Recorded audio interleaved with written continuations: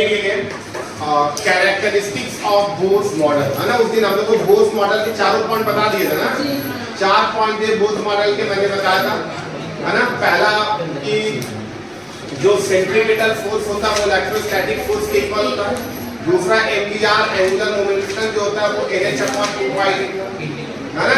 और तीसरा इलेक्ट्रॉन की एनर्जी कांस्टेंट होती है किसी भी एक पर्टिकुलर ऑर्बिट में, और इलेक्ट्रॉन की एनर्जी उस एटम से कब एमिट होती है, जब इलेक्ट्रॉन हायर एनर्जी लेवल से लोअर एनर्जी लेवल पे जंप करेगा, तभी जो है आपकी एनर्जी यानी कि रेडिएशन एमिट होगा। ये 4 पॉइंट हमने पढ़ा। अब उसी का यूज करके, चारों पॉइंट का यूज करके आप, हाँ, जो 4 पॉइंट मैंने लेगा उसी को बोर्स का पोस्टुलेट है ना, बोर्स पोस्टुलेट है। हाँ, वो बोर्स पोस्टुलेट है, वही चारों पॉइंट जो है बोर्स का पोस्टुलेट। अब उन चारों पोस्टुलेट का यूज करके, सुनिए, अब उन चारों पोस्टुलेट का यूज करके अब हम लोग इसकी 5 कैरेक्टरिस्टिक्स पढ़ेंगे। उस कैरेक्टरिस्टिक्स मतलब कि आपको इसकी कुछ वैल्यू है वो निकालना। सबसे पहला कि अगर बोर्ड ने क्या बताया था कि बीच में कहीं सेंटर में न्यूक्लियस है और उसके चारों तरफ क्या हो रहा है, इलेक्ट्रॉन रिवॉल्व कर रहा है। अब इलेक्ट्रॉन अगर किसी और पहली ऑर्बिट में भी रिवॉल्व कर सकता है, दूसरी ऑर्बिट में भी रिवॉल्व कर सकता है, तीसरी ऑर्बिट में रिवॉल्व कर सकता है, तो हर ऑर्बिट की अलग अलग अपनी रेडियस होगी। तो वही आपको पहली कैरेक्टरिस्टिक में निकालना है, रेडियाई ऑफ ऑर्बिट, यानी कि अगर पहली ऑर्बिट की रेडियस क्या होगी, दूसरी ऑर्बिट की, तीसरी ऑर्बिट, ये पहली कैरेक्टरिस्टिक। उसके बाद आपको वेलोसिटी निकालना है ना। आगे मैं बताऊंगा क्या क्या निकालना है। तो पहली कैरेक्टरिस्टिक लिखेंगे रेडियाई ऑफ ऑर्बिट्स।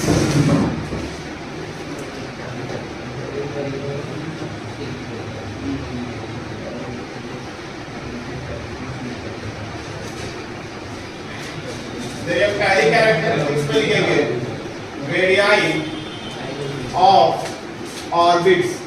ऑर्बिट्स की हम लोग को रेडियस कैलकुलेट करना है कि अगर पहली ऑर्बिट में मूव कर रहा है, दूसरी ऑर्बिट में, तीसरी ऑर्बिट में अगर ऑर्बिट चेंज कर रहा है, तो हर ऑर्बिट की अपनी अलग अलग रेडियस होगी। सबसे कम रेडियस कौन सी ऑर्बिट की होगी, पहले वाले की होगी। फिर दूसरी ऑर्बिट में जाएगा तो रेडियस बढ़ेगा। इसका मतलब आपको समझ में आ रहा होगा कि रेडियस जो होगा वो n की इनवर्सली प्रोपोर्शनल आएगा, है ना। अब उसको हम लोग निकालते हैं। सबसे पहले बोर्स का जो है हम लोग सेकंड पोस्टुलेट यूज करते हैं, यूजिंग वो सेकंड पोस्टुलेट। बताइएगा भैया, बोर्ड ने क्या बोला, MBR = NH/2π। देखिएगा मेरे भाई, n तो नंबर ऑफ ऑर्बिट है, कौन सी ऑर्बिट पे मूव कर रहा है, इसी के बेसिस पे कैलकुलेट करते हैं।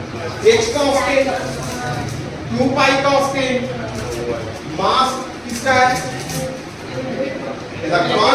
यही सब तो जानना है कि क्या क्या फार्मूला नहीं रखना है। मास किसका, इलेक्ट्रॉन की बात हो रही है ना। दी इलेक्ट्रॉन की स्पीड, आर रेडियस जिस ऑर्बिट में मूव कर रहा है।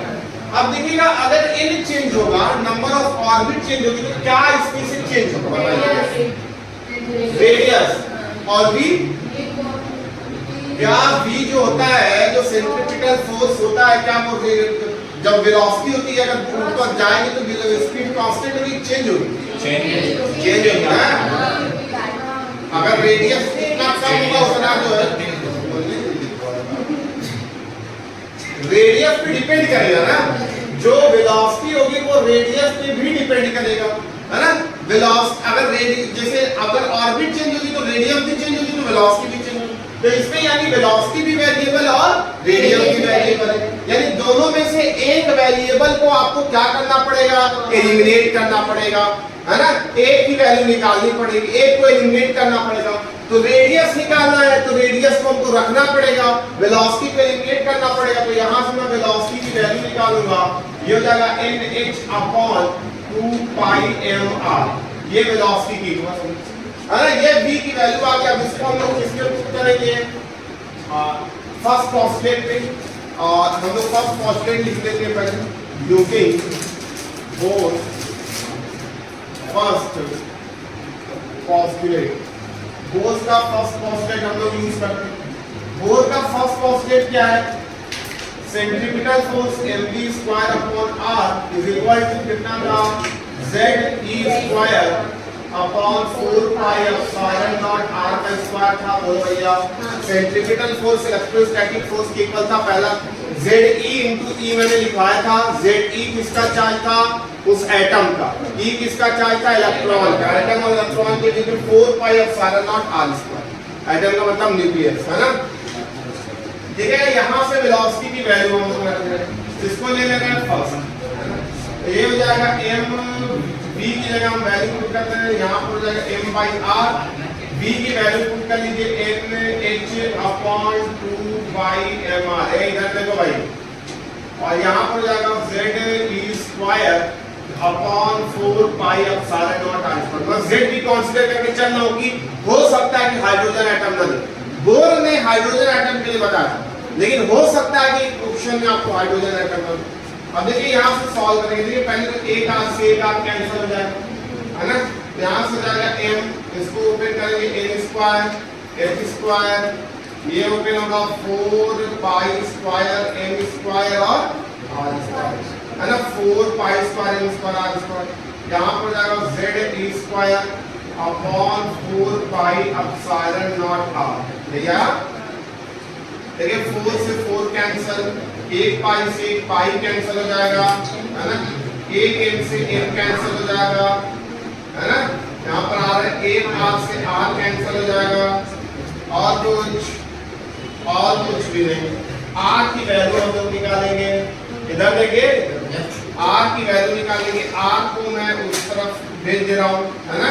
और बाकी इधर क्या एप्सिलॉन नॉट इधर आएगा, तो r की वैल्यू यहाँ से देखिएगा क्या हो जाएगा m square h square epsilon not, है ना।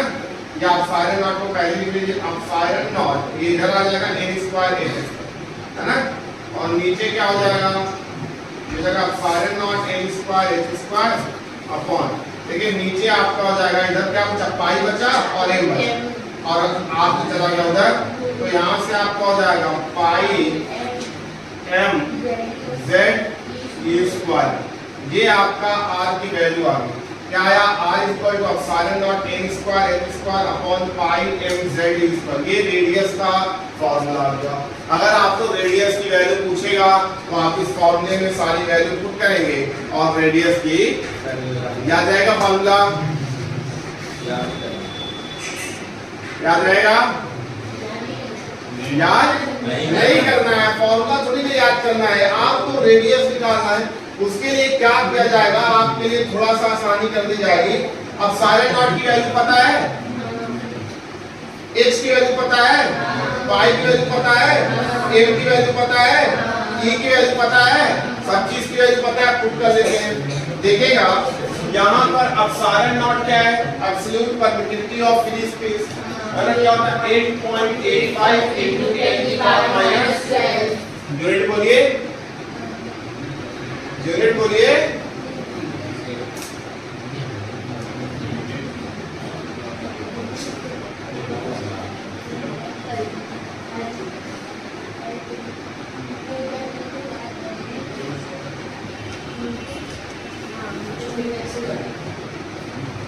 क्या ये होगा, क्या होता है फोर्स का formula 1/4 pi epsilon not q square upon r square. इतना सा दिमाग देने का, एप्सिलॉन नॉट को निकालना तो इसको इधर भेज दीजिए, तो एप्सिलॉन नॉट की वैल्यू यहाँ आ जाएगी, क्या हो जाएगा कूलम का स्क्वायर, और ये न्यूटन इधर आ जाएगा तो न्यूटन मीटर स्क्वायर हो जाएगा। एकदम सिंपल सी बात है। उसके बाद क्या है, h की वैल्यू बताइए। h Planck's constant 6.62 into 10 to the minus 34, बताइए जूल सेकेंड। उसके बाद पाई पता m क्या, mass of electron 9.1 into 10 to the minus 31 kg। z तो एटॉमिक नंबर है, e क्या, charge of electron 1.6 into 10 to the minus 19। ये सारी वैल्यू इसमें हम लोग पुट करेंगे, पाई की वैल्यू भी पुट करेंगे, है ना। तो यहाँ से जब सारी वैल्यू पुट करेंगे तो रेडियस की वैल्यू आ जाएगी मेरे भाई 0.529 आएगा, लेकिन हम लोग 53 लेके चलेंगे 0.53, और n स्क्वायर यहाँ पर था, और नीचे क्या था आपका z, नीचे z, और ये किसमें आएगा, एंगस्ट्रॉम में। ये रेडियस का क्या आ गया formula, 0.53 L square upon Z square. लेकिन बोर ने किसके लिए बताया था, और हाइड्रोजन एटम। तो हाइड्रोजन एटम के लिए Z की वैल्यू 1, तो रेडियस की वैल्यू 0.53 L स्क्वायर एंगस्ट्रॉम। ये रेडियस एंगस्ट्रॉम में आएगा।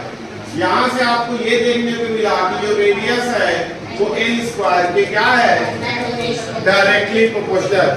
यानी कि जितना रादन ऑर्बिट बढ़ेगी उतना, अगर ऑर्बिट बढ़ेगी तो रेडियस भी क्या होगी, यानी n के स्क्वायर के डायरेक्टली प्रोपोर्शनल। सबसे कम रेडियस पहली ऑर्बिट की होगी, दूसरी ऑर्बिट की रेडियस और बढ़ेगी, तीसरी की और बढ़ेगी, चौथी की और बढ़ेगी। यानी जैसे जैसे हम नंबर ऑफ ऑर्बिट बढ़ाएंगे रेडियस क्या होगी, कितना समझ में आया। ये फॉर्मूला याद रहेगा कि नहीं याद रहेगा, ये आपको याद रखना है। समझ में आएगा, ये आपको नहीं याद रखना है, लेकिन ये वाला याद रखना है। कितना आ जाएगा, 0.53 L स्क्वायर बाई Z आएगा स्मॉल। आगे बात समझे सबको, नोट कर लीजिए।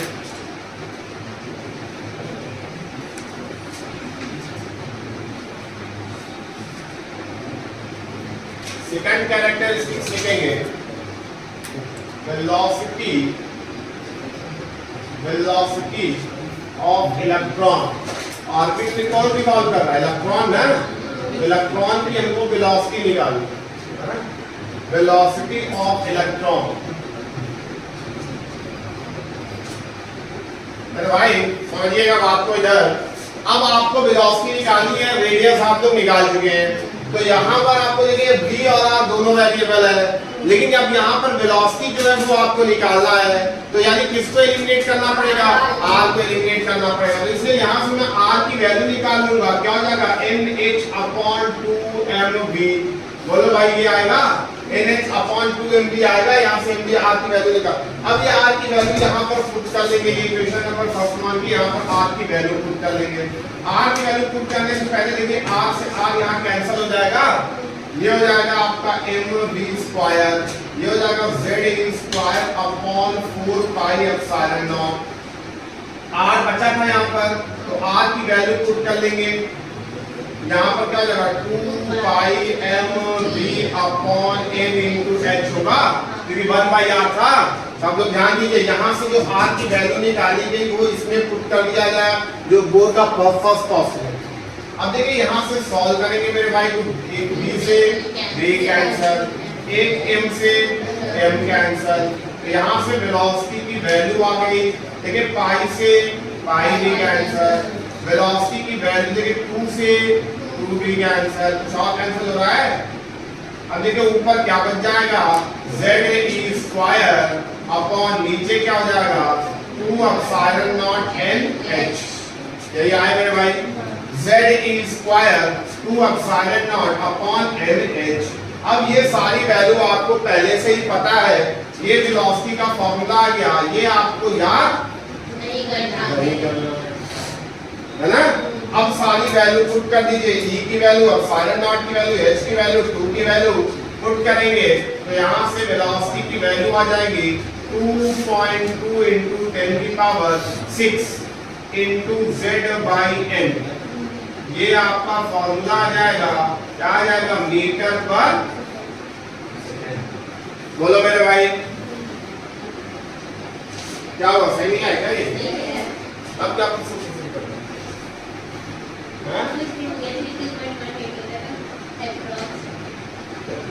अब देखिए हाइड्रोजन एटम के लिए Z की वैल्यू कितना होता है, 1। तो यहाँ पर Z की वैल्यू 1 पुट करेंगे तो स्पीड आ जाएगा 2.2 इंटू 10⁶ अपॉन n मीटर पर सेकंड। यानी जो वेलोसिटी है मेरे भाई, वेलोसिटी है वो n की क्या है, वेलोसिटी प्रोपोर्शनल है।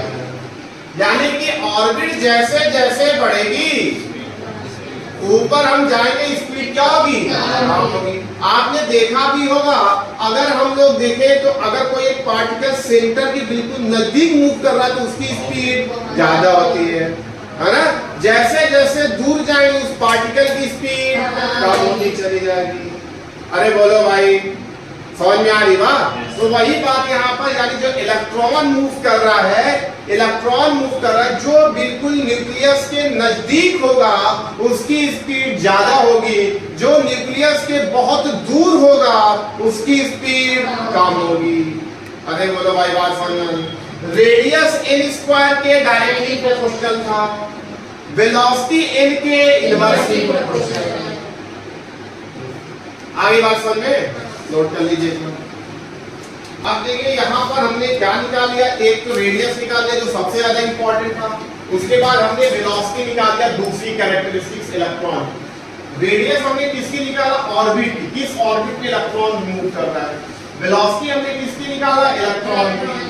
आगे बात समझ में? ये दोनों चीजें हमने निकाल लिया। अब इलेक्ट्रॉन जो है मेरे भाई, इलेक्ट्रॉन जो है वो एक सर्कुलर ऑर्बिट में रिवॉल्व कर रहा है, बोर ने यही बोला था। तो अब उसकी अगर वो रिवॉल्व कर रहा है तो उसकी फ्रीक्वेंसी भी होगी, तो वही फ्रीक्वेंसी पूछा है। अब ये फ्रीक्वेंसी जो इलेक्ट्रॉन की है और जो लाइट की फ्रीक्वेंसी है, दोनों अलग अलग है भैया। लाइट की फ्रीक्वेंसी को हम न्यू से रिप्रेजेंट करेंगे, वो न्यू वाला न्यू, और ये फ्रीक्वेंसी जो इलेक्ट्रॉन रिवॉल्व कर रहा है वो फ्रीक्वेंसी है। यही डिफरेंस होता है स्टूडेंट में, जो इस बातों को समझता है वही आगे जाता है, जो इन बातों को रख लिया कि फ्रीक्वेंसी 1 टाइम पीरियड होता है, वो नहीं जाएगा आगे। आपको समझना पड़ेगा कि फ्रीक्वेंसी क्या बोल रहा है, किसकी पूछ रहा है, इलेक्ट्रॉन की कि लाइट की कि वेव की, क्या पूछ रहा है, ये आपको समझना पड़ेगा। आगे बात समझे? तो तीसरी कैरेक्टरिस्टिक्स लिखेंगे, फ्रीक्वेंसी ऑफ रिवॉल्विंग इलेक्ट्रॉन। जो इलेक्ट्रॉन रिवॉल्व कर रहा है मेरे भाई, उसकी फ्रीक्वेंसी आपको बतानी। फ्रीक्वेंसी ऑफ रिवॉल्विंग इलेक्ट्रॉन, इसकी फ्रीक्वेंसी को हम लोग स्मॉल एफ से रिप्रेजेंट करेंगे, न्यू से नहीं। न्यू से किसको रिप्रेजेंट करते हैं? लाइट की फ्रीक्वेंसी, यानी वेव की फ्रीक्वेंसी, लाइट की वेव की फ्रीक्वेंसी को हम लोग रिप्रेजेंट करें। ये क्या कोई वेव नहीं, ये इलेक्ट्रॉन जो रिवॉल्व कर रहा है ना, उसकी फ्रीक्वेंसी। और इसकी डिफिनीशन क्या होती है?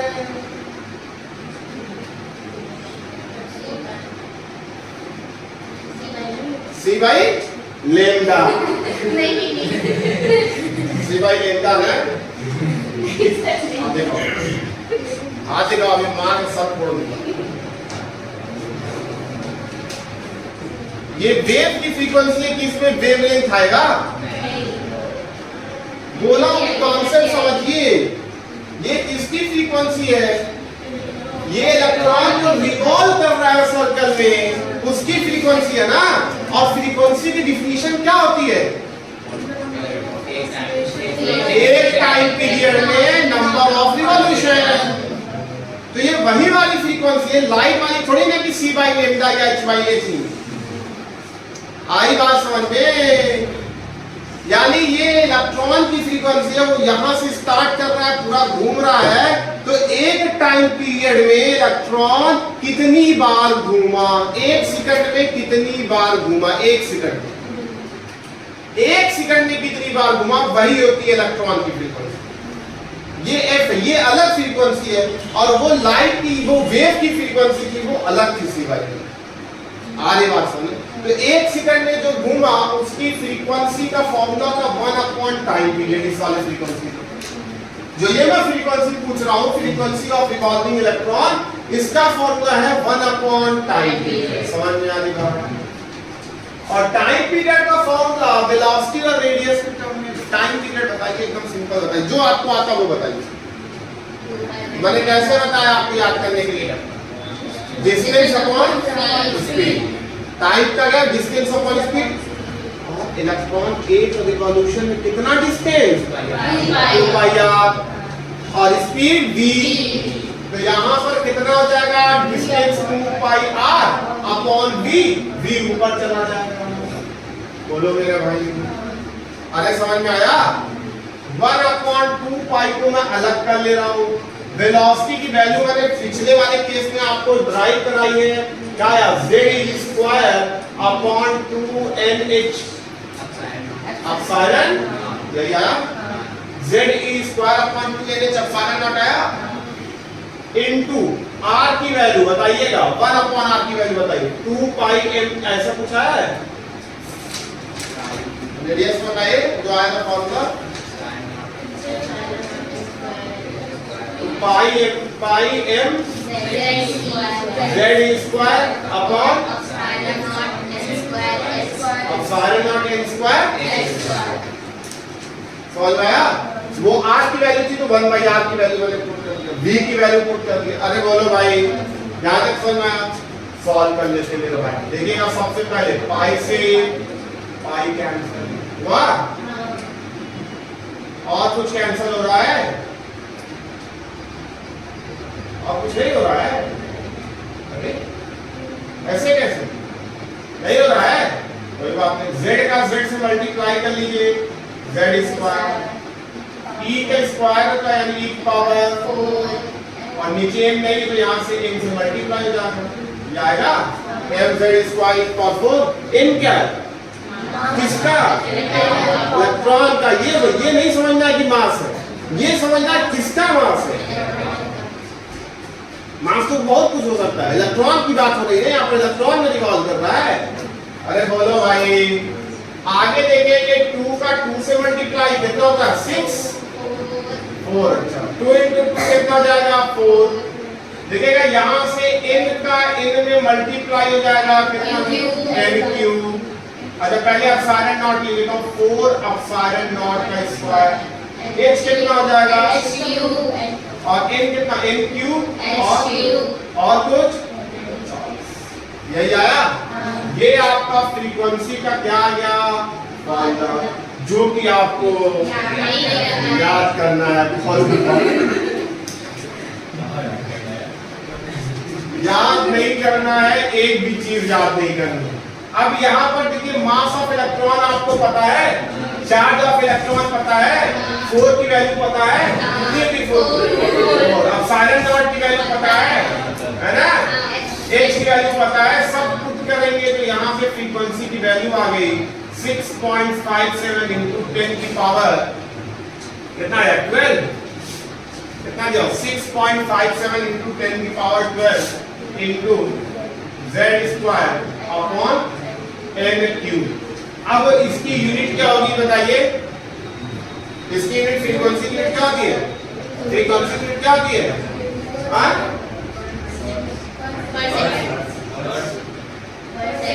पर सेकेंड होगी यहाँ पर।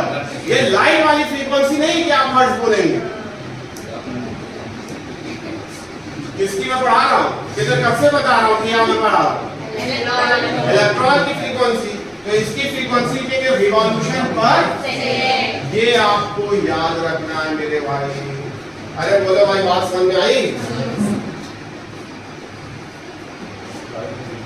आपका आया 6.57 into 10 की पावर 15, ये 10 की पावर 15 है ना, ये आ जाएगा। अच्छा और हाइड्रोजन एटम की बात करें, क्योंकि बोर्ड ने सिर्फ किसके लिए बताया?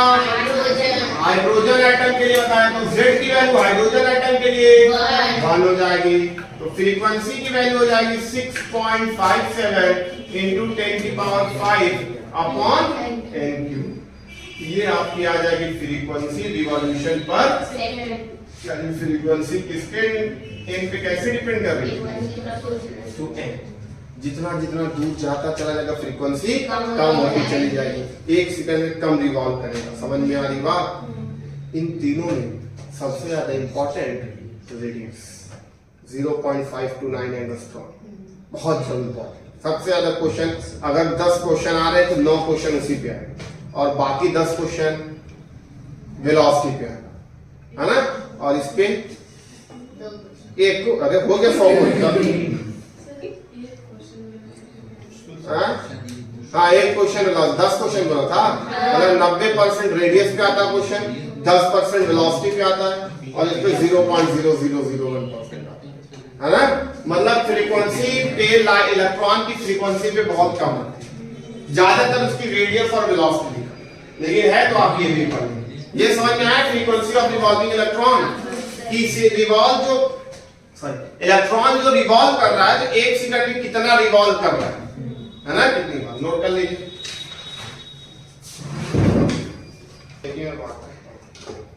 हो गया।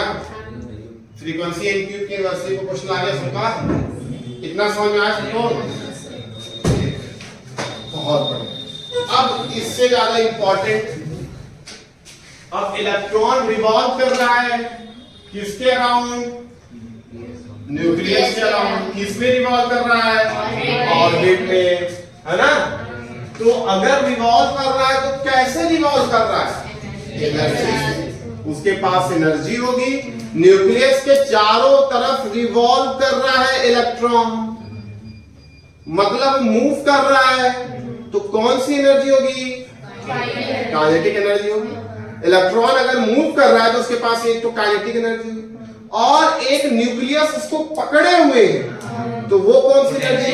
Potential energy. पढ़ा हुआ दो चार्ज के बीच में nucleus positive charge, electron negative charge, दो चार्ज के बीच में इलेक्ट्रोस्टैटिक पोटेंशियल एनर्जी। तो इलेक्ट्रॉन किसी एक पर्टिकुलर ऑर्बिट में अगर रिवॉल्व कर रहा है तो उसके पास कितनी एनर्जी होंगी? दो, एक काइनेटिक एनर्जी और एक पोटेंशियल। समझ में आई बात?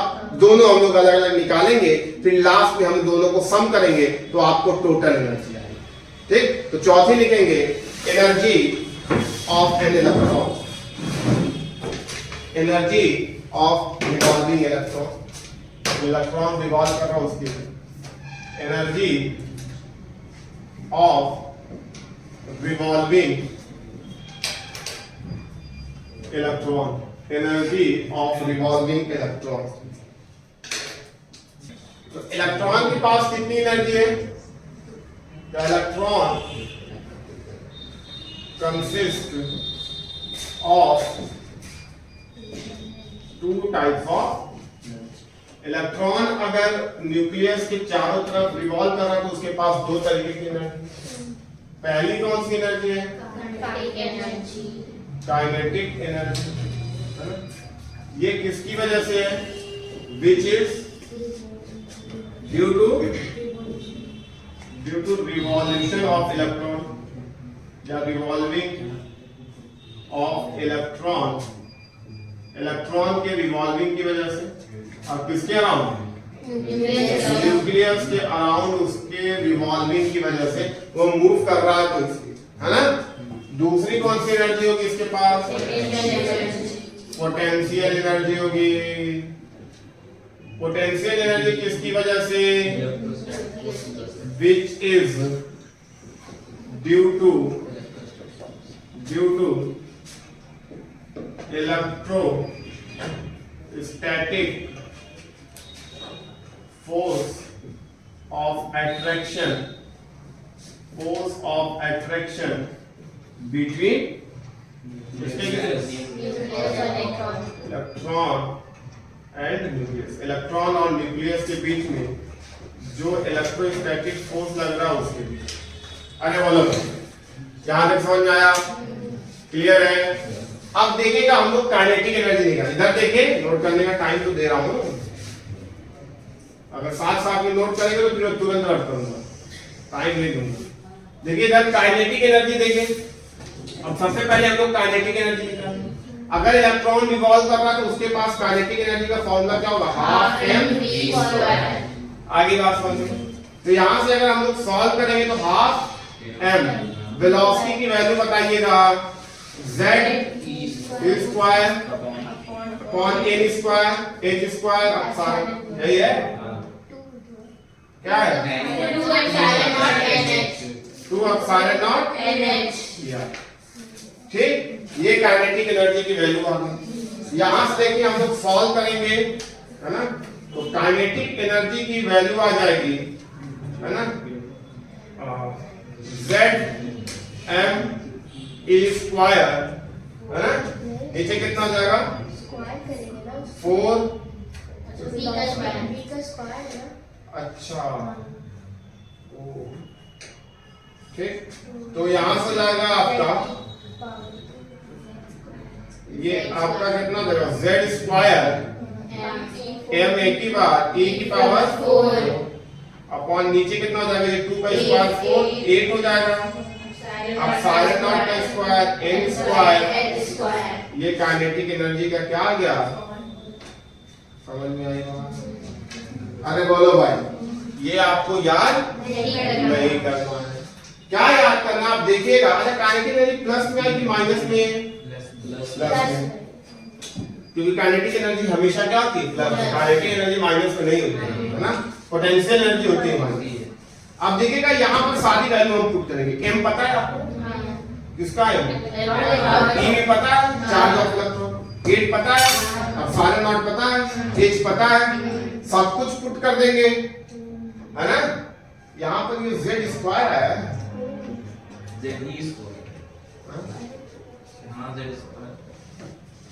जेड स्क्वायर अपॉन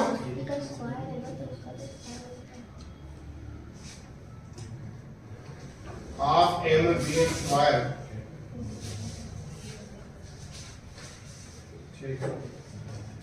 यहां पर सारी वैल्यू अगर हम लोग पुट करेंगे तो काइनेटिक एनर्जी की वैल्यू आ जाएगी 13.6 into Z square upon N square, और ये एनर्जी आएगी इलेक्ट्रॉन वोल्ट। ये काइनेटिक एनर्जी का फॉर्मूला आ जाएगा 13.6 into Z square upon N square. अरे बोलो भाई, समझ में आई बात? ये आपको याद रखना है ना, ये नहीं याद करना, ये वाला याद करना। के की value 13.6 Z square upon N square. लेकिन हाइड्रोजन एटम के लिए क्या होगा? फॉर हाइड्रोजन एटम के लिए z की वैल्यू 1। तो काइनेटिक एनर्जी का फॉर्मूला क्या होगा? 13.6 अपॉन n स्क्वायर इलेक्ट्रॉन। ये आपको याद रखना है। यानी काइनेटिक एनर्जी n स्क्वायर के समझ में आ गई बात? यहां तक क्लियर है? काइनेटिक एनर्जी का फॉर्मूला समझ में आया? ठीक, ये वैल्यू याद नहीं करनी, इसकी जब वैल्यू पुट करके निकालेंगे तब याद। ठीक, नोट करिए याद। अब हम लोग पोटेंशियल एनर्जी का, है ना, पोटेंशियल एनर्जी का फॉर्मूला हो जाएगा 1/4 पाई एप्सिलॉन नॉट, है ना, Q1 की जगह Z into E, जो न्यूक्लियस होगा उसका चार्ज और इलेक्ट्रॉन का चार्ज T अपॉन नीचे क्या हो जाएगा, है ना। तो यहाँ पर क्या पता है आपको, R की वैल्यू रखनी पड़ेगी। यहाँ पर R की वैल्यू रख दीजिए, देखिए हो जाएगा Z E square upon 4 pi epsilon not. R की वैल्यू देखिए पाई 1 अपॉन R की वैल्यू होता है कितना होगा? पाई m z square epsilon naught n square. ये आपका आ जाएगा। यहाँ देखिए सॉल्व करेंगे, पाई से पाई कैंसिल हो गया और तो कुछ कैंसिल नहीं हो रहा है।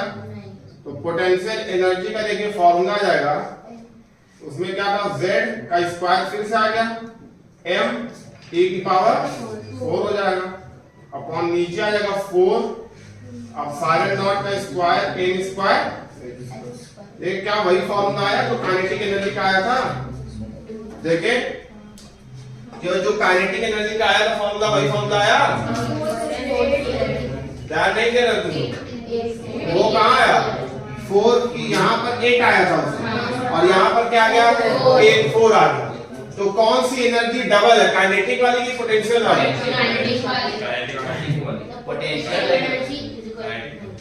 पोटेंशियल एनर्जी ज्यादा है कि काइनेटिक? पोटेंशियल एनर्जी जो डबल हुई, पोटेंशियल एनर्जी जो होगी वो काइनेटिक एनर्जी का क्या हो गया? डबल हो गया। काइनेटिक एनर्जी 1/8 है, तो उसमें 2 से मल्टीप्लाई करेंगे तब पोटेंशियल एनर्जी है ना।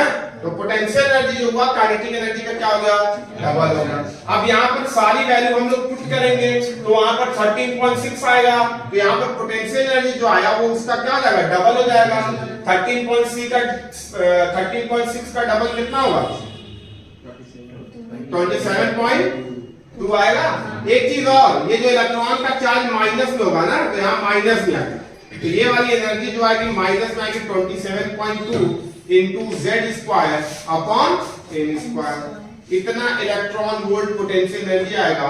पोटेंशियल एनर्जी जो होगी वो काइनेटिक एनर्जी की क्या है? डबल भी आई और माइनस में। तो minus 27.2 Z square upon N square.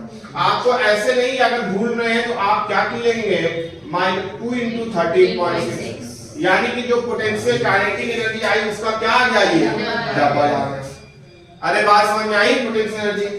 अच्छा, हाइड्रोजन एटम की बात करेंगे, क्योंकि बोर्ड ने सिर्फ हाइड्रोजन के लिए बोला है, तो Z की वैल्यू 1 तो पोटेंशियल एनर्जी कितनी आ जाएगी -2 into 13.6 upon n square electron volt में आएगी एनर्जी है ना और पोटेंशियल एनर्जी जो है वो n स्क्वायर की क्या हो गई अरे बोलो भाई जल्दी नोट करिए क्या अट्रैक्शन वेरी गुड है ना माइनस में अगर पोटेंशियल एनर्जी है तो मतलब वो फोर्स जो लग रहा है वो कैसा है अट्रैक्टिव है ना तो अब देखिए हम लोग टोटल एनर्जी निकालेंगे टोटल एनर्जी ऑफ इलेक्ट्रॉन की टोटल एनर्जी क्या होगी उसको हम E से रिप्रेजेंट करेंगे क्या होगा kinetic energy plus potential energy kinetic energy का फॉर्मूला बता दीजिए मेरे भाई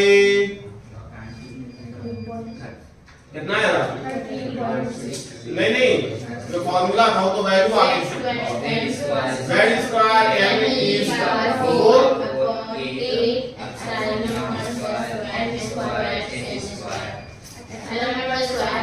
अच्छा इसका प्लस पोटेंशियल एनर्जी माइनस में आई थी z स्क्वायर m e की power 4 upon 4 epsilon naught n square h square बोलो मेरे भाई समझ में आ रहा है अब यहां से सॉल्व करेंगे तो ये 8 है ये 4 है ये वैल्यू छोटी है ये वैल्यू बड़ी तो ये बच जाएगा आपको क्या बचेगा यहाँ माइनस माइनस वाली वैल्यू बड़ी तो माइनस बचेगा z स्क्वायर m e की पावर 4 अपॉन 8 बचेगा कि 4 8 बचेगा बहुत बढ़िया क्योंकि 1 अपॉन 8 1/4 से छोटा है ना तो हाफ हो जाएगा 8 epsilon naught n square h square अरे भाई इन सबको कॉमन ले लेंगे 1/8 माइनस 1/4 बचेगा तो 1/8 माइनस 1/4 को सॉल्व करेंगे कितना आएगा -1/8 आ जाएगा है ना तो ये माइनस में आ गया तो ये वैल्यू क्या काइनेटिक एनर्जी की इक्वल आई है ये आएगा -13.6 z स्क्वायर अपॉन n यही फॉर्मूला आपको याद रखना है टोटल एनर्जी के लिए इलेक्ट्रॉन वोल्ट के लिए है ना फॉर हाइड्रोजन एटम की बात करेंगे तो कितना हो जाएगा z की वैल्यू 1 तो टोटल एनर्जी का फॉर्मूला आ जाएगा -13.6 अपॉन n स्क्वायर इसी पे सारे क्वेश्चन आएंगे ये जो फॉर्मूला टोटल एनर्जी पूछेगा आपसे काइनेटिक और पोटेंशियल कम जाना ठीक नोट कर लेंगे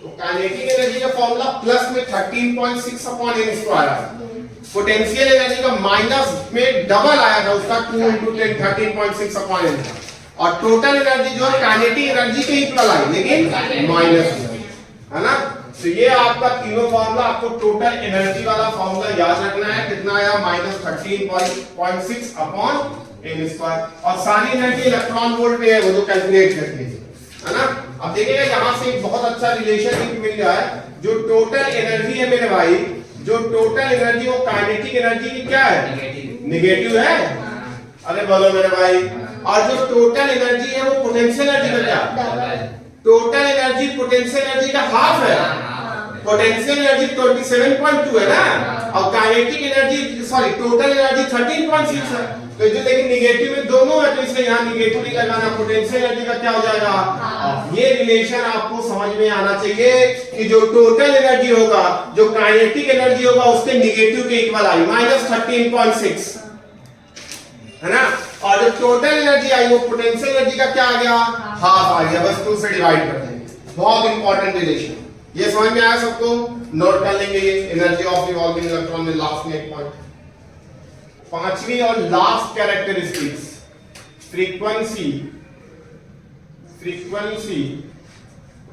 of emitted radiation frequency of emitted radiation फिर से फ्रीक्वेंसी आ गई लेकिन ये वाली फ्रीक्वेंसी किसकी है रेडिएशन की है ये इलेक्ट्रॉन की नहीं है यानी कि ये कब होगा बोर्ड ने क्या बताया था रेडिएशन कब निकलेगा एटम से हायर लेवल से लोअर लेवल पे जब इलेक्ट्रॉन हायर एनर्जी लेवल से लोअर एनर्जी लेवल पे जंप करेगा तो जो एनर्जी का डिफरेंस होगा दोनों एनर्जी लेवल में उतने इलेक्ट्रॉन्स उतने रेडिएशन की क्या होगी लाइट निकलेगी फ्रीक्वेंसी निकलेगी उसकी फ्रीक्वेंसी आपको बताना। जो रेडिएशन निकल रहा है, समझ में आ रही बात किसकी बताना है? जो लाइट निकल रही है एटम से, जो रेडिएशन निकल रहा है ना, उसकी फ्रीक्वेंसी बताना। ये इलेक्ट्रॉन की नहीं, वो इलेक्ट्रॉन।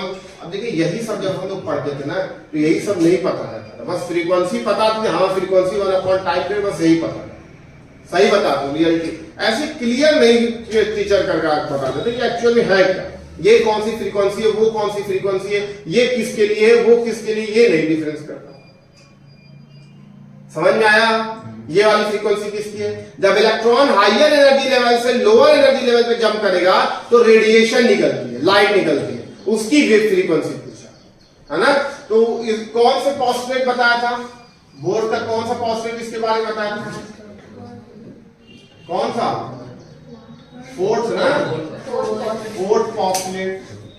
फोर्थ पोस्टुलेट क्या होता है? जो लाइट निकलती है ना, उसकी एनर्जी किसके इक्वल होती है? जो लाइट निकलती है h न्यू, वो किसके इक्वल होती है? En2 minus En1। यानी कि जो हायर एनर्जी लेवल से लोअर एनर्जी लेवल में जंप कर रहा है। समझ में आया बात? ये सेकंड से फर्स्ट टॉपिक नहीं है, कोई हायर से किसी भी लोअर, सेकंड से फर्स्ट भी हो सकता है, थर्ड से सेकंड भी हो सकता है, थर्ड से फर्स्ट भी हो सकता है, फोर्थ से थर्ड भी हो सकता है, फोर्थ से सेकंड भी हो सकता है, फोर्थ से फोर्थ भी हो सकता है, कोई भी एनर्जी लेवल से जंप कर सकता है। फोर्थ से फर्स्ट है ना, हमारी बात समझ में? फोर्थ से फोर्थ में उसी में जंप करेगा तब कहां से लगेगा, है ना। अब देखिए यहां से h न्यू, अब देखिए यहां पर सॉल्व करेंगे h न्यू की जगह हम लोग, चलिए ठीक है न्यू रहने दीजिए, यहां पर एनर्जी का फॉर्मूला हम लोग लिखेंगे। बताइएगा एनर्जी का फॉर्मूला, एनर्जी टोटल एनर्जी है, एनर्जी का फॉर्मूला बताइए, नहीं पूरी बताइए। क्या? Minus Z square M E की power 4 8 epsilon naught n square. अब यहाँ पर ये n2 है तो यहाँ पर n2 का स्क्वायर है ना, माइनस ऑफ यहाँ पे भी रखूंगा minus Z square M E की पावर 4 अपॉन 8 एप्सिलॉन नॉट, यहाँ पर हो जाएगा n1 का स्क्वायर इनटू यही होगा। दोनों को माइनस कर देंगे मेरे भाई, यहां से हो जाएगा H C by lambda, nu की जगह सी बाई लेमडा लिख सकते हैं हम लोग। अरे बोलो भाई यहां लिख सकते हैं, लिख समझ में आ रही बात? यहां न्यू की जगह सी बाई लेमडा, और यहां पर देखिए जो कॉमन है उसको कॉमन ले लेते हैं, माइनस जेड है ना स्क्वायर एम ई की पावर 4, माइनस का कॉमन ले Z M square power 4 upon 8 epsilon naught H square common. n1 यहाँ माइनस से माइनस प्लस हो जाएगा, तो n1 को मैं पहले लिख दे रहा हूँ 1 अपॉन n1 का स्क्वायर अपॉन 1 अपॉन इलेक्ट्रॉन कहाँ से जंप कर रहा है? 1 से 2 में कि 2 से 1? हमेशा हाईएस्ट से लोअर में जंप करेगा, 2 से 1 जंप करेगा है ना, तभी 2 में से 1 माइनस किया था, लेकिन ये माइनस माइनस की वजह से 1 पहले आ है ना। यहाँ पर c और लेमडा की, सॉरी लेमडा की वैल्यू का hc की वैल्यू उधर पुट कर देंगे 1 अपॉन लेमडा, ये हो जाएगा z स्क्वायर एम ई की पावर 4 अपॉन 8 एप्सिलॉन नॉट, यहाँ पर h पहले था, h फिर से आ गया h क्यूब इनटू c, ये हो जाएगा 1 अपॉन n1 का स्क्वायर माइनस 1 अपॉन n2 का स्क्वायर। बोलो भाई साहब समझ में आई? ये जो कांस्टेंट आया यहाँ पर है ना, इसको बोलते हैं रिडबर्ग कांस्टेंट है ना। पूरा देखिए m कांस्टेंट है, e कांस्टेंट है, 8 कांस्टेंट है, epsilon not constant, h constant, c constant, सब कांस्टेंट। तो वैल्यू को याद कर लीजिए, यहां से हम लोग निकालेंगे, यहां से r की वैल्यू आ गई m e की power 4 upon 8 epsilon not h का क्यूब इनटू c है ना। सॉल्व किया गया तो इसकी वैल्यू आई 1.1 इनटू 10 की पावर 7 है ना। इसको क्या बोला गया? रिडबर्ग, इसको बोला गया रिडबर्ग कांस्टेंट। ये रिडबर्ग कांस्टेंट, इसकी यूनिट बताइए, आर की यूनिट बताइए, आर की यूनिट।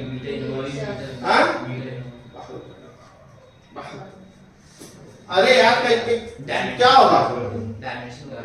हाँ अरे यार ये तो एक है, उसका तो कोई मतलब है नहीं है। इधर लेमडा बचा तो जो लेमडा की होगी यही तो इसकी भी होगी 1 अपॉन लेमडा। जो 1 अपॉन लेमडा, क्योंकि वही तो होगी डायमेंशन से, तो 1 अपॉन लेमडा की मीटर इनवर्स होगा, तो इसका भी क्या होगा मीटर इनवर्स, यानी पर मीटर। बोलो भाई समझ में आ गई बात कैसे निकालना है? तो यहां से हो जाएगा 1.1 into 10 की पावर 7 पर मीटर। ये रिडबर्ग कांस्टेंट की वैल्यू ये आपको याद रखनी है ना? तो यहां से हम फार्मूला पुट करेंगे 1 अपॉन लेमडा।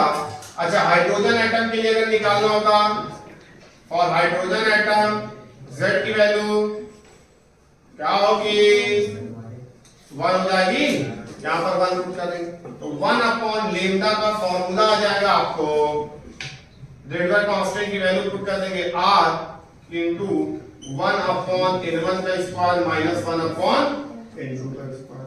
ये आपका फार्मूला आ गया वेवलेंथ का। समझ में आ रही बात? और इसी वेवलेंथ उसके लिखने के बाद यहां पर एंड जो वेवलेंथ का रेसिप्रोकल होता है इसको बोलते हैं वेव नंबर, इसको बोलते हैं वेव नंबर। तो अगर वेव नंबर भी पूछे आपसे तो 1 अपॉन लेमडा की वैल्यू को ही वेव नंबर बोलते हैं, यानी new upon 1 by lambda. Formula एक बार और से लिखेंगे 1 अपॉन N1 का स्क्वायर माइनस 1 अपॉन N2 का स्क्वायर। N1 N2 क्या है मेरे भाई? इलेक्ट्रॉन जंप फ्रॉम कौन सी ऑर्बिट से? यहाँ पर हाइयर कौन है? N1 के N2 है, फ्रॉम N2 टू। समझ में आ गई बात? लिखा था फ्रीक्वेंसी, निकाला क्या वेवलेंथ, है ना? इसमें कंफ्यूज नहीं होना, वो हेडिंग भले से फ्रीक्वेंसी लिखा है लेकिन हमने निकाला क्या वेवलेंथ। वेवलेंथ इस ये फॉर्मूला हम लोग याद करेंगे, ये फॉर्मूला याद करेंगे, वेवलेंथ निकल जाएगा। तो फिर उसके बाद इस वाले फॉर्मूले में क्या करेंगे, न्यू इनटू लेमडा, सॉरी क्या हो जाएगा, लेमडा इधर जाएगा, सी अपॉन न्यू से निकल जाएगा, न्यू की वैल्यू सी बाई लेमडा से निकल जाएगी। आ रही बात सुने? तो आपको यही फॉर्मूला याद करना है, यही फॉर्मूला इंपॉर्टेंट है कि जो फ्रीक्वेंसी यहाँ पर किसका फॉर्मूला, फ्रीक्वेंसी का कि वेवलेंथ का? ये किसका फॉर्मूला है? अरे इस वेवलेंथ का ना, 1 बाई लेमडा है ना इसमें, ये 1 बाई लेमडा, ये आपका वेवलेंथ का फॉर्मूला है। तो अगर फ्रीक्वेंसी पूछेगा एमिटेड रेडिएशन की, किसकी, लाइट की, तो पहले आपको वेवलेंथ निकालना पड़ेगा इस form 1 by lambda R equal to 1 upon N1 का स्क्वायर माइनस 1 अपॉन N2। ठीक, तो यहां से R की वैल्यू आपको पता होनी चाहिए कितनी, 1.1 into 10 की पावर 7। तो जब वेवलेंथ निकल जाएगा तो C बाई लेमडा से फिर फ्रीक्वेंसी निकालना। समझ में आ गई बात? क्लियर है कैसे निकालना है? समझ में आया टॉपिक? ये किसकी फ्रीक्वेंसी है, इलेक्ट्रॉन की कि प्रोटॉन की? रेडिएशन की जो निकल रही है उस एटम से जब इलेक्ट्रॉन जंप कर रहे हैं। नोट करेंगे, हेडिंग लिखिए हाइड्रोजन स्पेक्ट्रम।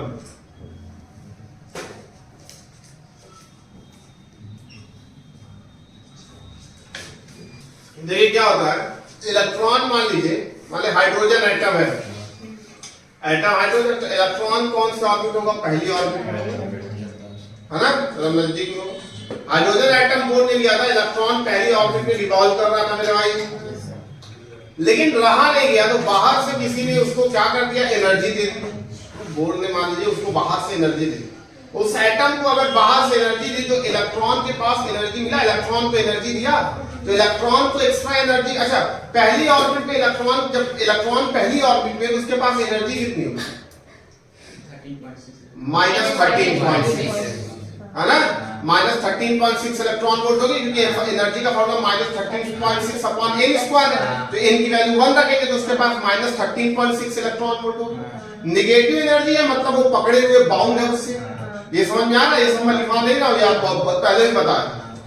अब अगर मैं उसको एनर्जी दिया इलेक्ट्रॉन की, मान लीजिए मैंने प्लस एनर्जी जो देते हो प्लस, मान लीजिए मैंने उसको एनर्जी दे दिया +5 इलेक्ट्रॉन वोल्ट, तो -13.6 पे 5 इलेक्ट्रॉन वोल्ट ऐड होगा, कितना हो जाएगा, -8.6 होगा, यानी अब उसके पास -8.6 इलेक्ट्रॉन वोल्ट हो गया, यानी एनर्जी बढ़ गई, यानी एनर्जी बढ़ी तो वो कौन से ऑर्बिट में गया, ऊपर किसी ऑर्बिट में गया, क्योंकि सबसे कम एनर्जी जो इलेक्ट्रॉन की होती है वो -13.6 होती है, और वो किसमें होती है, लोअर मोस्ट ऑर्बिट में, यानी ग्राउंड स्टेट में, उसको ग्राउंड स्टेट भी बोल सकते हैं। मैंने उसको +5 किया तो -8.6 हो गई। -13.6 से -8.6 हुई, मतलब एनर्जी क्या हुई, बढ़ी कि कम हुई? बढ़ी ना, बढ़ी, एनर्जी बढ़ी, माइनस में है तो एनर्जी बढ़ी मतलब वो कहां गया होगा, ऊपर किसी ऑर्बिट में गया होगा और वो अनस्टेबल हो गया, क्योंकि ऊपर अगर किसी ऑर्बिट में जाएगा तो एनर्जी बढ़ेगी, और जब किसी चीज की एनर्जी बढ़ती तो अनस्टेबल हो जाता है, स्टेबल नहीं होता। स्टेबल कब होता है? जब एनर्जी कम होती है, मिनिमम होती है, यानी स्टेबल कहां पर होगा? ग्राउंड।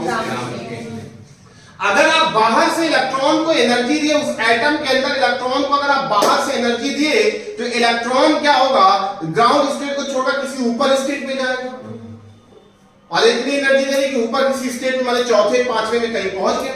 लेकिन वहां पर इलेक्ट्रॉन क्या होता है? अनस्टेबल होता है, वो जल्दी से सोचेगा जल्दी से मैं घर जाऊं अपने ग्राउंड स्टेट। जैसे यहाँ पर आप लोग क्या है, अनस्टेबल है ना, जैसा ही मैं छोड़ूंगा वैसे ही घर, एक भी क्वेश्चन डाउट नहीं, कुछ भी नहीं, जैसे ही छोड़ूंगा वैसे ही भागेंगे।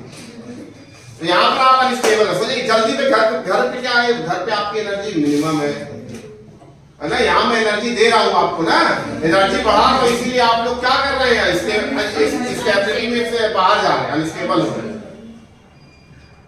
तो इलेक्ट्रॉन भी क्या होता है, आपको इलेक्ट्रॉन जो होता है वो कितने सेकंड में आता है? 10⁻⁸ सेकंड में वापस भागा। अगर आप एनर्जी दिए उसको, वो ऊपर गया, ऊपर किसी एनर्जी, जैसे एनर्जी देना आप बंद किए, वो 10⁻⁸ सेकंड तक बस रुकेगा, उतने ही देर में वो वापस अपने ग्राउंड स्टेट। समझ में आ रही बात? यानी तुरंत वो भागने की कोशिश करेगा। तो जब इलेक्ट्रॉन हायर एनर्जी लेवल से फिर लोअर एनर्जी, ऊपर अनस्टेबल था, ऊपर वो अपने से आएगा, ऊपर से नीचे वो अपने से आएगा, एनर्जी नहीं देनी पड़ेगी, नीचे से ऊपर भेजना है एनर्जी देनी पड़ेगी, ऊपर से नीचे आएगा तुरंत आएगा तो एनर्जी निकलेगी। समझ में आई बात? एनर्जी रिलीज होगी किस फॉर्म में? रेडिएशन के फॉर्म में, और कितनी एनर्जी? hν। समझ में आई बात? यानी इलेक्ट्रॉन जब हायर एनर्जी लेवल से लोअर एनर्जी लेवल पे जंप करेगा तो क्या निकलेगी? रेडिएशन निकलेगी, कुछ इस लाइन निकलेगी, है ना, रेडिएशन निकलेगी। तो उस रेडिएशन को, जो रेडिएशन निकल रही है, सब अलग अलग वेवलेंथ की निकलेगी, क्योंकि बहुत, मान लीजिए वो 5वें ऑर्बिट है, अगर 5वें से वो चौथे पे जंप किया तो एक अलग वेवलेंथ निकलेगी, फॉर्मूला बता दिया, फॉर्मूला 1/n1 - 1/n2 है। 5वें से अगर तीसरे पे जंप करेगा तो एक अलग वेवलेंथ निकलेगा, चौथे से दूसरे पे जंप करेगा तो वेवलेंथ की वैल्यू अलग है, एक अलग वेवलेंथ की लाइट निकलेगी, अलग वेवलेंथ की रेडिएशन निकलेगी। वो अलग ऑर्बिट से अलग ऑर्बिट में अगर मूव कर रहा है, जंप कर रहा है, तो बहुत तरीके की लाइट यानी बहुत तरीके की रेडिएशन निकलेगी। आधी बात सुनो। उसी चीज को एक साइंटिस्ट ने, है ना, ये साइंटिस्ट ने क्या देखा, एक ब्लैक जो है कि बैकग्राउंड लिया, है ना, और उस पे इस रेडिएशन को देखा तो कुछ लाइन मिली रेडिएशन की, कुछ लाइन मिली। मेरे पास व्हाइट बैकग्राउंड है तो इसलिए मैं ब्लैक से वो लाइट बना रहा हूं, उनके पास ब्लैक बैकग्राउंड था तो जो लाइट बनी थी वो व्हाइट से बनाया था उन्होंने। बुक में देखेंगे ब्लैक बैकग्राउंड लिखा होगा और व्हाइट लाइट बना थी। आई बात समझ में? तो यहां से कुछ ऐसे करके फिर एक लाइट निकली, फिर एक लाइट ऐसे निकली, फिर एक लाइट ऐसे निकली, फिर एक लाइट ऐसे निकली, ये आगे चलती चली जाती। अरे बोलो भाई, समझ में आया? ऐसे करके बहुत सारी रेडिएशन है ना, उनको वहां पर एक ब्लैक बैकग्राउंड पे दिखी रेडिएशन, है ना, वो किसी एक ऑर्बिट से जंप कर रहा है। समझ में आ रही बात? अब उनका नाम दे दिया कि अगर किसी ऊपर के ऑर्बिट से पहली ऑर्बिट में जंप करेगा तो उसका नाम दे दिया गया H अल्फा, इसका नाम दे दिया H बीटा, है ना, अल्फा बीटा इसका दे दिया गामा, ऐसे डॉट डॉट डॉट चलता चला, है ना, फिर डेल्टा भी हो जाएगा। बहुत सारी रेडिएशन, है ना। पहली वाली जो लाइट मिली उसको H अल्फा बोलते हैं। यहां तक समझ में आया? और इसी सीरीज को जो नंबर ऑफ रेडिएशन मिलता है उसी को बोलते हैं स्पेक्ट्रल सीरीज लाइन या स्पेक्ट्रल लाइन बोलते हैं ऑफ हाइड्रोजन, या हाइड्रोजन स्पेक्ट्रम बोलते हैं। जो नंबर ऑफ वेवलेंथ यानी जो लाइट निकलेगी जब इलेक्ट्रॉन हायर एनर्जी लेवल से लोअर एनर्जी लेवल पे जंप करेगा तो जो बहुत सारी रेडिएशन निकलती है ना अलग अलग वेवलेंथ की, उसी को हम बोलते हैं स्पेक्ट्रल सीरीज या स्पेक्ट्रल लाइन। ऑफ हाइड्रोजन या हाइड्रोजन स्पेक्ट्रम भी बोल सकते हैं। समझ में आ गई बात? यहां तक क्लियर है? देख लीजिए spectral series of hydrogen atom, spectral series of hydrogen atom, spectral series of hydrogen atom. Hydrogen यानी हाइड्रोजन के स्पेक्ट्रम को यही एक्सप्लेन करेगा पूरा कंप्लीट, है ना? तो इस तरीके की यहाँ पर स्पेक्ट्रल सीरीज में आपको बहुत सारी सीरीज मिल सकती है, लेकिन आपको मेनली बस 5 सीरीज पढ़नी है। 5 साइंटिस्ट हैं जिन्होंने अपने नाम की सीरीज दे दिया, 5 तरीके की हाइड्रोजन की स्पेक्ट्रल सीरीज पढ़नी। क्या होता है स्पेक्ट्रल सीरीज? समझ में आ रही बात? जो अलग अलग वेवलेंथ की लाइट मिल रही है उसी को स्पेक्ट्रल सीरीज बोलते हैं। तो वो कई बहुत ज्यादा तरीके की होगी, जिसमें आपको कितनी पढ़नी? 5 पढ़नी, है ना? जिसमें पहला है लाइमन सीरीज। ये कब पढ़ा? 10th में, 11th में, केमिस्ट्री में, ठीक? तो उसमें आप लोग पढ़ेंगे, पहला लिखेंगे लाइमन सीरीज। जो पहली सीरीज है उसका नाम है लाइमन सीरीज। ये वाला पूरा चैप्टर आप लोगों ने केमिस्ट्री में, ये लाइमन सीरीज। लाइमन सीरीज क्या होगी? जब इलेक्ट्रॉन कहां से कहां जंप करेगा? किसी भी आउटर मोस्ट ऑर्बिट से पहली ऑर्बिट। अगर तीसरी से पहली में जंप कर रहा है तो कौन सी सीरीज? चौथी से पहली में जंप कर रहा है तो कौन सी सीरीज? लाइमन। पांचवी से पहली में जंप कर रहा है तो कौन सी? छठी से दूसरी में जंप कर रहा है तो कौन सी? वालमन। वो लाइमन। जब पहली में जंप करेगा तभी लाइमन। यानी लाइमन सीरीज के लिए N1 की वैल्यू कितनी होगी मेरे भाई? 1 होगी। और N2 की वैल्यू 1 नहीं होगी, 1 से ऊपर कुछ भी हो सकती है। यानी 2, 3, 4, 5, 6 कुछ भी हो सकता है। आ रही बात समझ में? अगर N2 की वैल्यू 2 होगी तो उसको बोलेंगे फर्स्ट मेंबर। N2 की वैल्यू 3 होगी तो उसको बोलेंगे सेकंड मेंबर। N2 की वैल्यू 4 होगी तो उसको बोलेंगे थर्ड मेंबर। N2 की वैल्यू अगर इनफाइनाइट होगी तो उसको बोलते हैं लिमिटिंग मेंबर, है ना? वो सबसे लास्ट वाला। समझ में आ रही बात? अच्छा, तो यहां से वेवलेंथ का अगर फॉर्मूला हम लोग लिखे तो ये हो जाएगा R 1 अपॉन कितना जाएगा? 1 का स्क्वायर माइनस 1 अपॉन n का स्क्वायर। N2 की वैल्यू n रख लेंगे, जो भी आप दिया रहेगा, है ना? ये यहाँ पर आप सॉल्व करेंगे, N2 की वैल्यू कुछ भी रख सकते हैं, है ना? या N2 यहाँ पुट कर लीजिए। अरे बोलो भाई, वेवलेंथ निकल जाएगा, है ना? अगर n की वैल्यू इनफाइनाइट बोल देंगे तो उसको कौन सा मेंबर? Limiting member. क्लियर है ना? यहाँ पर आप लिख भी सकते हैं। चलिए वो लास्ट में लिखा दूंगा सबसे। नहीं, इसमें तो अलग होगा। तो फॉर्म